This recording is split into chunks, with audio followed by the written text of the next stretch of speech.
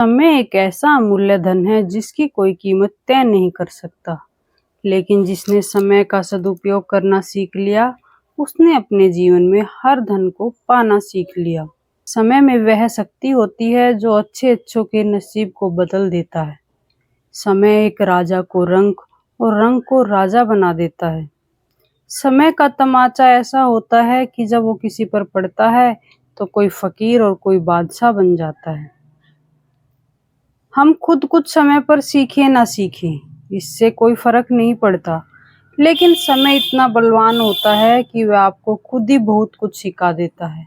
आप चाहे सीखने की इच्छा रखें ना रखें, लेकिन समय ऐसी चीज है जिसने अच्छों को बहुत कुछ सिखा दिया। कौन आपका अपना है और कौन पराया है, इसकी पहचान भी आपको समय ही करा देता है। जो लोग कहते हैं कि हम तेरे अपने हैं, हम तुमसे दूर नहीं, उन अपनों को परखने का भी सबसे अच्छा समय आपका सबसे बुरा समय होता है। आपके जिस बुरे समय में आपका अपना काम आए वही आपका अपना, वरना तो सब कहने की बात है। समय जब अपना निर्णय सुनाता है तो किसी भी गवाह की उसको जरूरत नहीं पड़ती है। हर गवाह की गवाही को समय फेल कर देता है। कोई भी गवाह समय के फैसले के कभी आगे नहीं जा सकता। समय ने अपना जो फैसला सुना दिया वह अटल है, उसको कोई नहीं बदल सकता। इसलिए वक्त की कभी इतनी बेकदरी मत कीजिए कि वो आपकी कदर भूल जाए। जो समय के साथ चलता है वही जिंदगी में कामयाब है। समय का सदुपयोग करना सीखिए, उसको फालतू के कामों में बर्बाद मत कीजिए। जो समय के साथ नहीं चलता, समय भी उसके साथ नहीं चलता है।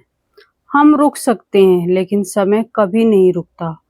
उसकी अपनी एक रफ्तार, अपनी एक गति है, वो अपनी उस गति से चलता रहता है और कभी किसी का इंतजार नहीं करता।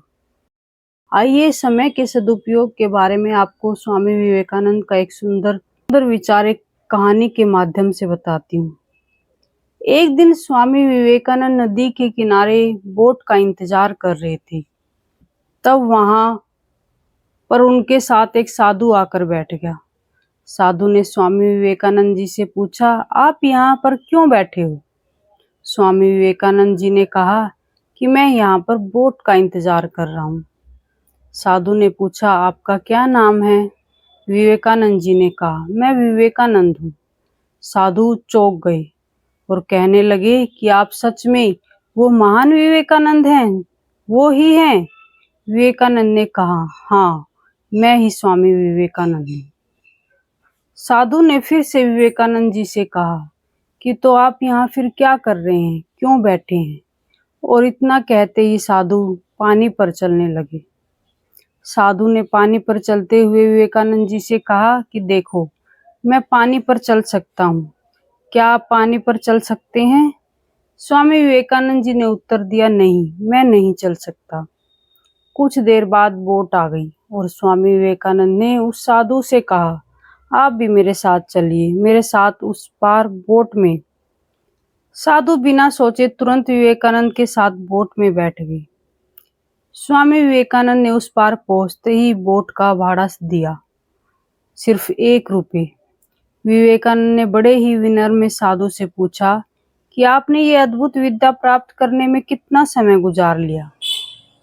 साधु ने कहा कि मैंने ये विद्या प्राप्त करने में, अर्थात पानी के ऊपर चलने में 15 साल व्यतीत किए हैं, तब जाके मुझे यह विद्या प्राप्त हुई है।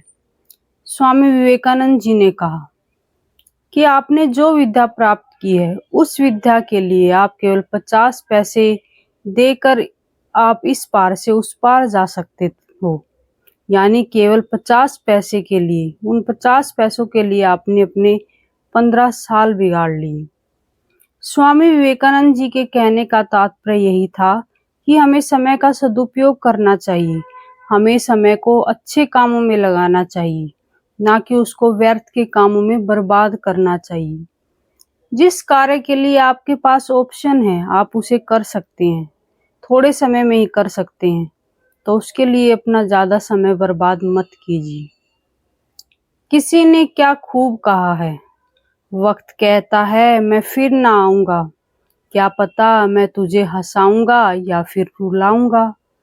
जीना है तो इस पल